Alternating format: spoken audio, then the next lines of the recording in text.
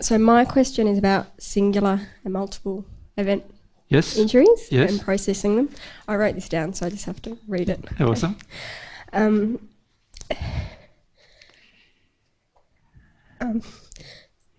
For the first 7 years of my life, Yeah. I was in nearly constant fear and terror of being sexually abused or harmed by my alcoholic father.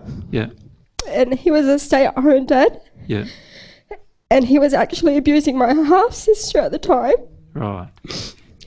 Is my fear and terror through all that a singular or multiple event? Or is it not even an event-based emotion because he did not actually abuse me?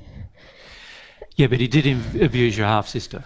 Yeah. So there was a consciousness that he was there was a possibility of it occurring. Yeah. So you carried a fear of potentially getting abused for 7 years, Yeah. which is a multiple event-based emotion. Does that make sense? So you're going to have a lot of fear about that to address.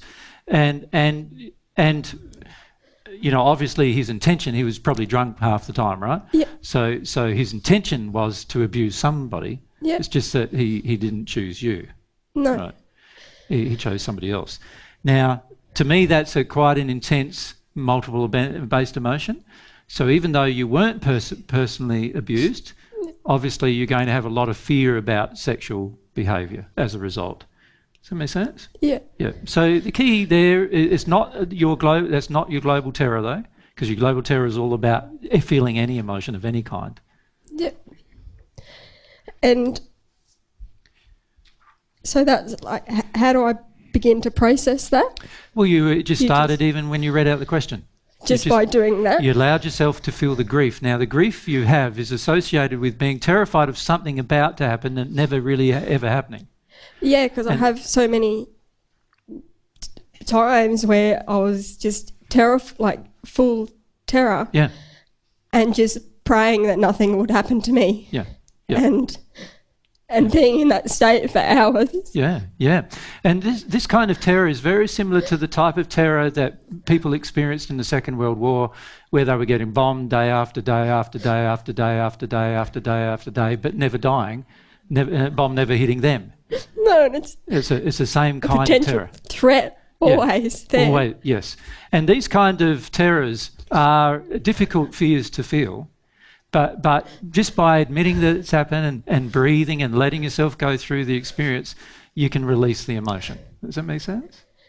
And when I was in that terror, I wasn't stopped feeling that terror. I was just terrified, and that's just what I was going through. Yeah, yeah. You weren't prevented from feeling the terror. No. Your father wasn't even conscious of your own terror during that experience, so you weren't prevented from experiencing it. But you weren't allowed to cry all the time, or any of those things, which is about releasing the terror. You weren't allowed to release it either, so you stored it. So I just need to feel all that sadness and grief. The problem that you have now, though, is you believe it will happen if you start feeling it. Yeah, I feel like that's a false belief. That's one of the thing I've been stuck trying to. Yeah, that I feel like if I do that because it was happening, it's like associated that it's real. That if I do that, then that's. Yeah. Yeah. So you just need to allow yourself to see that there are some fears, some false beliefs that you're telling yourself that's preventing you from feeling the grief associated with the terrifying. The terrifying threat that you were under the entire of your developing life. Yep. Yep. Thank you. All right. Thanks. And you can do it. So. Thank you. Your sex life will be a lot better too. We're trying. I'm working on it. Try not to talk. Yeah. That'll help. That's an addiction, wasn't it? When you mention that to Mary, that's one of the addictions you have to not feel this terror. Does that make sense? By talking, you fill up the space so you don't have to feel the terror. So that's an addiction. So one thing will help you greatly, Zoe, is to actually deconstruct your addictions that prevent you from feeling that terror. And one of the addiction is talking all the time. Yeah. Yeah. Yeah. I've been avoiding sexual interaction with your husband is another addiction. Yes. You avoid it so you don't have to feel potential of what might happen. Yeah, we've been working on that. And Yeah. it's Yeah. a The little more you confront those things, you expose the terror itself, and then it's just it's a grief. Terror is felt, this kind of fear, multiple event-based fear, is felt through grieving it.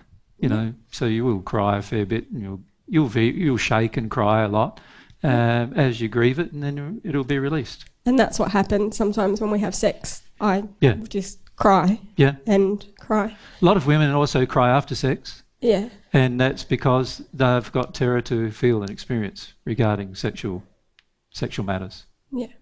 Thank you. Yep. Okay.